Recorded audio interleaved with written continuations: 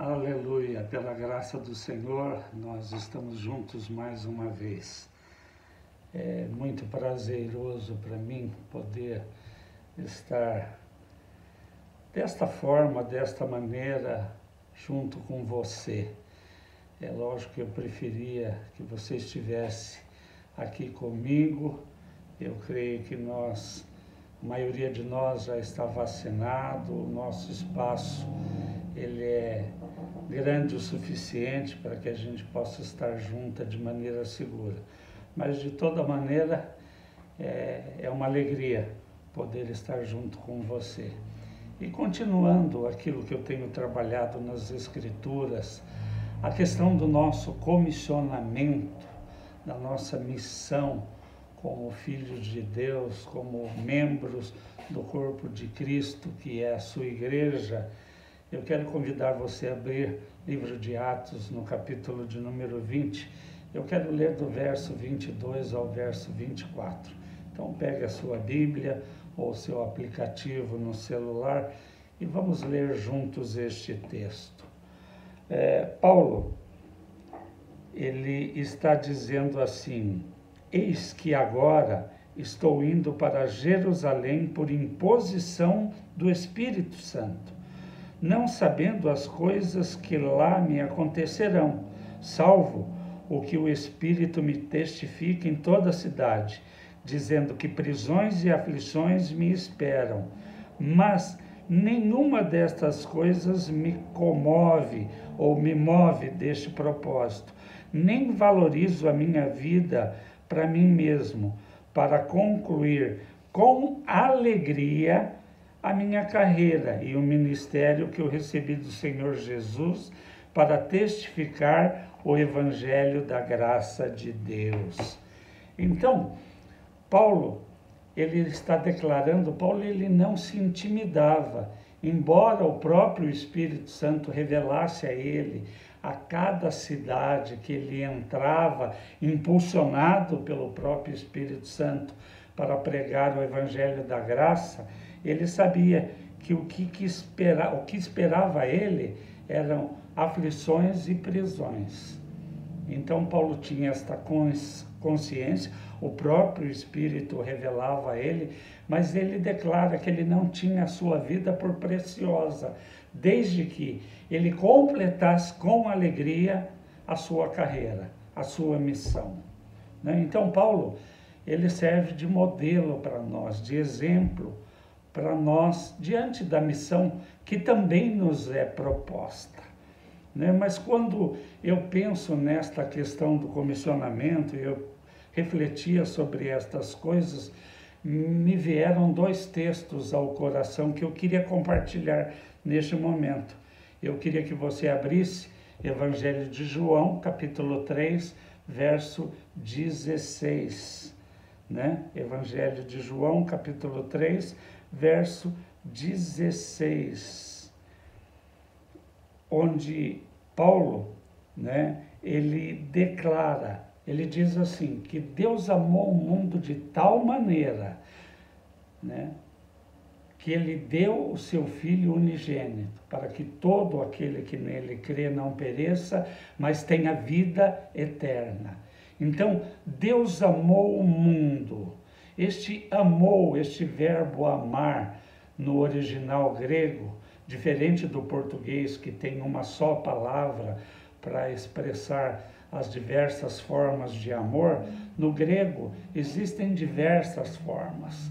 E no original, esse Deus amou, este amor é o amor ágape, agapau, é o amor incondicional de Deus, que não impõe nenhuma condição. Deus escolheu nos amar e expressar este amor enviando seu único filho, Jesus, para morrer naquela cruz, para pagar um preço pelos nossos pecados. E ele diz que todo aquele que nele crê, que crê em Jesus, que crê na sua obra, naquela cruz, lá no Calvário, a obra consumada da cruz, todo aquele que crê e recebe Jesus na sua vida, no seu coração, como Senhor e Salvador da sua vida, este recebe vida eterna. Então, Deus amou como? Intensamente e de uma maneira incondicional. E como que ele expressou este amor? Enviando seu único filho em forma humana nesta terra, para que ele, né, entregasse a sua vida, para que ele derramasse o seu sangue naquela cruz lá no Calvário. E por este sangue, através deste preço, ele nos comprasse para Deus. Ele perdoasse os nossos pecados, ele nos justificasse, nós nos tornamos justos diante de Deus, e ele nos remisse, ele nos remiu, nos comprou, e ele nos reconciliou com Deus o Pai. Não há mais barreira, não há mais impedimento. Nós temos livre acesso ao trono da graça de Deus.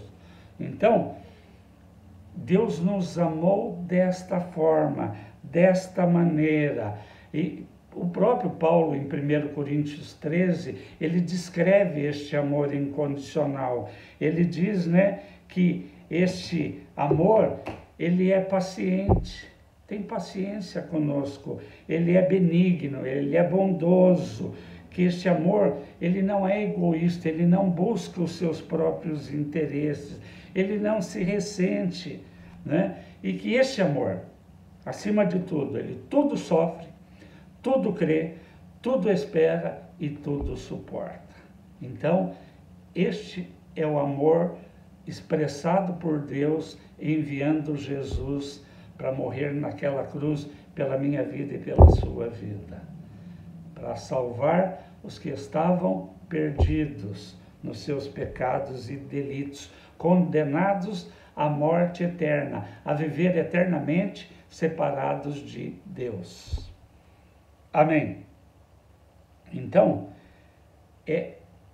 esta é a maneira de Deus expressar o seu grande amor pela vida de cada um de nós. Agora, eu queria te convidar a vir comigo para agora a primeira carta de João. Já não é mais o Evangelho de João, mas a primeira carta que João escreve às igrejas. Então venha comigo aqui para o finalzinho da sua Bíblia, na primeira carta de João, no capítulo 3, verso 16. Eu não sei se é uma coincidência ou uma cristocidência, mas veja o que João declara agora na sua primeira carta escrita à igreja. Ele diz assim: e nisto nós percebemos o amor de Deus. Ele diz, nisto nós entendemos, nisto, desta maneira, nós realmente conhecemos o amor de Deus, porque ele deu a sua vida por nós e nós devemos dar a nossa vida aos nossos irmãos, pelos nossos irmãos. A coisa aqui ficou mais séria, porque se Paulo é um modelo, um exemplo, se Cristo é o nosso exemplo e modelo maior a ser seguido, né? E ele morreu, né? Este amor é a expressão deste amor, esta morte, né? Que nos trouxe vida nova, que nos trouxe perdão, reconciliação, que nos trouxe salvação. Se ele morreu, nós também devemos da mesma maneira, né, dar a nossa vida pelos nossos irmãos, pela igreja, pelo Senhor, pelos perdidos. Este é o comissionamento que João deixa muito claro nesta carta. Nós devemos fazer da mesma maneira, Nós devemos estar prontos para nos dar, nos doar, nos sacrificar em favor, não só dos nossos irmãos em Cristo, mas ao Senhor, a sua igreja, a sua obra e, acima de tudo, aos perdidos, aqueles que ainda não foram alcançados por esta obra maravilhosa, maravilhosa. Nós precisamos entender esta realidade, né? Este nível de sacrifício, de doação. Da mesma maneira, quando nós vemos um filme, né, sobre um naufrágio, nós vemos sempre ali a figura do capitão daquele navio, daquela embarcação, sacrificando muitas vezes a sua própria vida em detrimento dos passageiros. É natural isto, assim como é natural um médico também não levar em consideração a sua própria vida para salvar a vida de muitos outros. É o que ficou muito claro, principalmente no princípio desta pandemia que nós ainda estamos vivendo, né? De médicos, enfermeiros que perderam a sua vida tentando salvar a vida de muitos outros. Então, é natural, né? Nós precisamos considerar isto. Agora, em que caso isto deve ocorrer? O apóstolo, ele não declara, ele não deixa claro, né, nas Escrituras, mas há um princípio geral, é o que deve ser feito quando existe um bem maior em detrimento deste sacrifício. Paulo, ele não via a sua vida como preciosa. Precioso para ele era realmente completar a carreira que o Senhor havia dado a ele. Era cumprir a sua missão, e ele declara, com alegria. Não era sacrifício para ele. Então, para ele, a vida dele não era preciosa, desde que ele cumprisse a sua missão. É o que ele declara, é o que precisa ser feito. Então, nós também devemos amar de tal maneira o Senhor, a sua igreja, os nossos irmãos em Cristo e principalmente os pecadores, né? Desta mesma forma, com esta mesma intensidade. Talvez não com a mesma intensidade de Jesus. Mas há um segredo em tudo isto, né? E o grande segredo é justamente nós não tentarmos cumprir a nossa missão tendo como base, como alicerce, o nosso próprio amor humano. Por quê? Porque o amor humano, ele é limitado, ele é fraco diante da necessidade expressa desta missão. Quer ver que interessante? Venha comigo, volta lá para o Evangelho de João. Eu quero ler agora no capítulo 21, a partir do verso 15. Olha que interessante a colocação de Jesus. Pedro, ele havia traído Jesus. Pedro negou ao Senhor 3 vezes. Nós sabemos disso, conhecemos isso.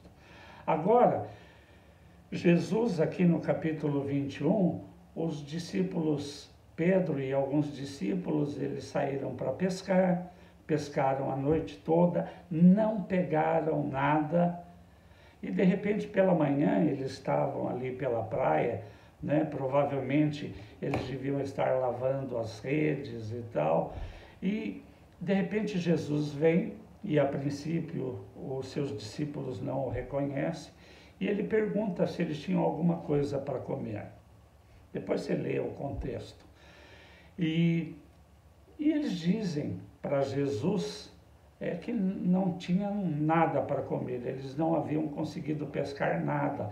Então Jesus fala, olha, lancem a rede aqui do lado direito E eles obedeceram, lançaram a rede e pegaram uma quantidade enorme de peixes. E tal, e o dia passou, depois eles prepararam aquele peixe, comeram. E agora, siga comigo a partir do verso de número 15, João 21, 15. E tendo eles jantados, disse Jesus a Simão Pedro: Simão, filho de Jonas, tu me amas mais do que estes? E ele respondeu: Sim, Senhor, tu sabes que te amo. E ele disse: Então, apacenta os meus cordeiros. E ele disse novamente pela segunda vez: Simão, filho de Jonas, tu me amas? E ele disse-lhe: Sim, Senhor, tu sabes que te amo. E ele lhe disse novamente: Apacenta as minhas ovelhas. E ele disse pela terceira vez: Simão, filho de Jonas, tu me amas?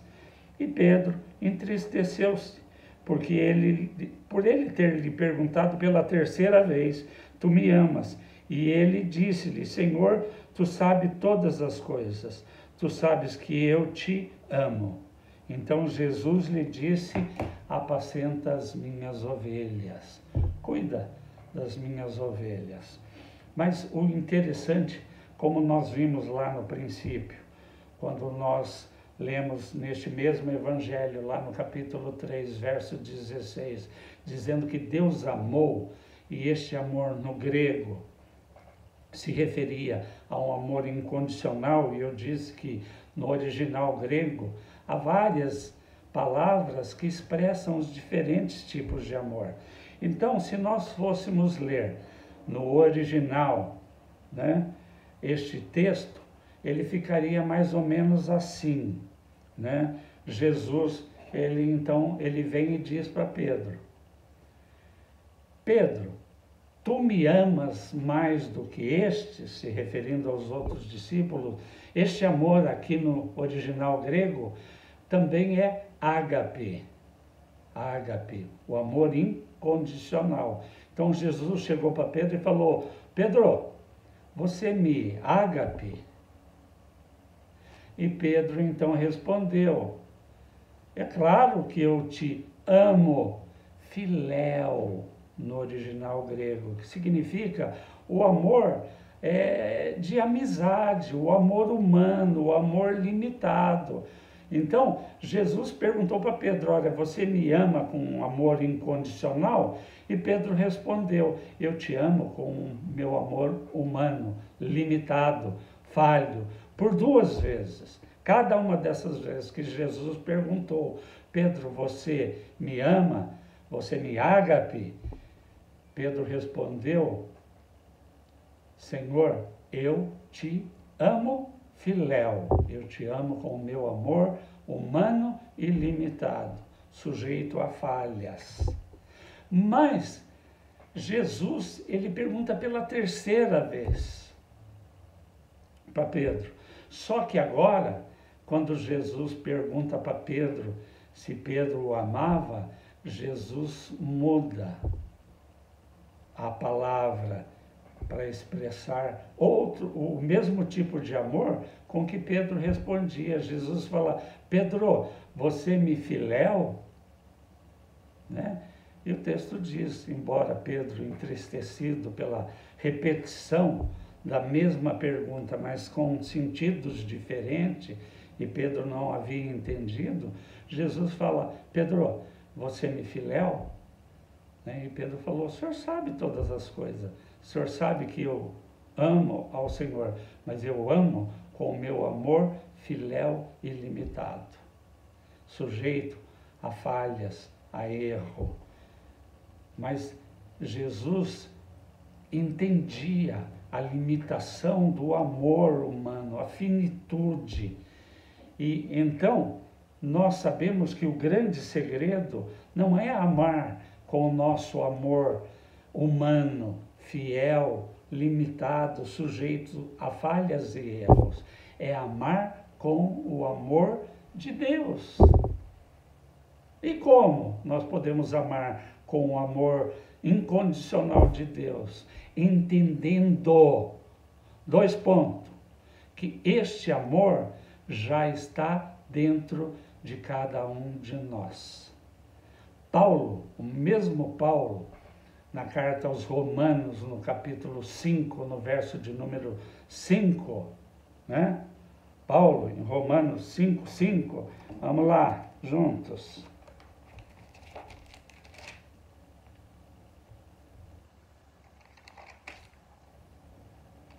Paulo diz assim: e a esperança não nos envergonha, porque o amor de Deus está derramado em nossos corações pelo Espírito Santo que nos é dado. Na realidade, na experiência de Pedro com Jesus, Jesus ainda ele não havia voltado para o céu. Ele não tinha sido assunto ainda, ele não tinha voltado. E a promessa era que quando ele fosse para o Pai, ele enviaria o Espírito Santo. E Jesus subiu, voltou para o Pai, o Espírito Santo veio, foi dado lá em Pentecostes, em Atos, nós vemos isto claramente. E juntamente com o Espírito, este amor também foi derramado no nosso coração. Então, o amor de Deus, este amor ágape, este amor que não busca os seus próprios interesses, este amor que é bondoso, é benigno, este amor que não é egoísta, este amor que não se ressente, este amor que, acima de tudo, ele tudo sofre, tudo crê, tudo espera e tudo suporta, já foi derramado, já está dentro de cada um de nós. Então, o grande segredo não é amar com o nosso amor filéu, mas é amar com o amor ágape de Deus, o amor incondicional de Deus, que foi nos dado quando nós recebemos o Espírito Santo na nossa vida, quando o Espírito Santo veio morar dentro de cada um de nós, dentro de todo aquele que creu e recebeu Jesus como Senhor e Salvador da sua vida. É o que o mesmo Paulo, na segunda carta aos Coríntios, no capítulo de número 6, declara: nós somos templo de Deus, habitação de Deus no Espírito Santo. Então, o grande segredo é amar com este amor. Na realidade, nós somos convidados por Deus a sermos a expressão do grande amor de Deus nesta terra. As pessoas vão conhecer o grande amor de Deus, as pessoas vão conhecer e receber a obra que Jesus realizou naquela cruz, dando a sua vida para perdão dos nossos pecados, quando nós nos dispusermos a cumprir o nosso chamado, a nossa missão, o nosso comissionamento, como eu tenho trabalhado nessas últimas semanas. Como Paulo declara, Paulo fala: olha, a minha vida não é preciosa, desde que eu cumpra com alegria, não é de qualquer maneira, a missão que o Senhor Jesus me deu. E nós, eu e você, somos os continuadores desta missão, desta obra. Nós fomos vocacionados pelo Senhor para cumprir esta missão, também com alegria, de maneira natural, porque não é na nossa força, mas é no poder do Espírito Santo. Não é expressando o nosso amor humano, mas expressando o amor incondicional de Deus, o amor ágape. Esta é a nossa vocação. É certo, meus queridos, que nós estamos muito longe de cumprir isto, mas eu creio que cada um de nós, numa certa medida, tem sido esta expressão de amor na vida de outras pessoas, né? E o convite que Paulo nos faz, que o apóstolo nos faz, é sermos imitadores dele. Em 1 Coríntios 11, 1, Paulo diz assim: e sede meus imitadores, como eu sou de Cristo. Então, o apóstolo nos comissiona, nos chama, nos exorta, nos estimula a nós imitarmos Ele, sermos imitadores de Cristo, não tendo a nossa vida por preciosa.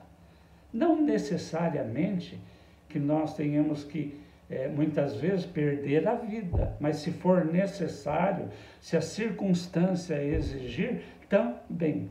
Graças a Deus, nós vivemos em um país onde nós ainda temos liberdade para pregar o Evangelho da graça de Deus.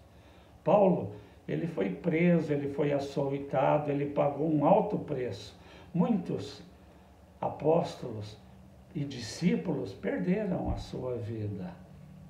Houve muitos mártires ao longo da trajetória da Igreja do Senhor. Mas nós temos esta liberdade ainda. Nós podemos livremente nos reunir como Igreja de Cristo. Nós podemos livremente e abertamente proclamar as boas novas da salvação que há em Cristo Jesus, para todo aquele que nele crê, para que todos possam receber salvação e vida eterna. Esta é a nossa vocação e a nossa missão. E nós fomos munidos, o que estes dois textos que eu usei, tanto do Evangelho de João 3,16 e da primeira carta, também 3,16, deixam claro que assim como Deus me amou, amou você, e Ele expressou a intensidade, o poder deste amor, a influência deste amor, que produziu uma poderosa salvação e nos concedeu uma vida nova em Cristo, nós também, nesta primeira carta de João, somos comissionados. Comissionados. Se Cristo deu a sua vida para nos salvar, nós devemos fazer o mesmo, nos dar, nos doar, muitas vezes nos sacrificar, abrir mão, renunciar, mas de acordo com a circunstância, de acordo com o lugar onde nós estamos, não importa, né? O comissionamento é em Jerusalém, em toda a Judéia, Samaria e até os confins da terra. Isso significa que aonde você estiver, a sua missão, além de você viver a sua vida natural, trabalhar, casar, ter filhos, né? Além da sua vida secular normal, acima de tudo isto, você precisa entender que a sua vocação é ser um instrumento, um canal de Deus, de expressão do grande amor de Deus, que se expressou enviando Jesus, para que Jesus, ao dar a sua vida naquela cruz, derramar o seu sangue, nós, todos aqueles que creem, pudéssemos receber uma vida nova e uma salvação eterna. Esta é a nossa missão, esta é a nossa vocação, esta é a sua missão e a sua vocação. Ser expressão do grande amor de Deus nesta terra, aonde você estiver. Você é uma testemunha de Cristo, da sua obra e do seu grande amor. Não se esqueça disto, em nome de Jesus. Que você tenha uma semana de vitórias, uma semana de muito avanço, de muita conquista, né? Não só no plano natural, no seu trabalho, na escola, no seu cotidiano, mas acima de tudo, de avanços e de conquistas para o reino de Deus, expressando de todo o coração o grande amor de Deus para com o Senhor, a sua igreja, a sua obra, os nossos irmãos em Cristo e, acima de tudo, para com os perdidos. Para isso, você foi chamado, em nome de Jesus. Uma semana debaixo da bênção, da paz do Senhor. Em nome de Jesus. Amém.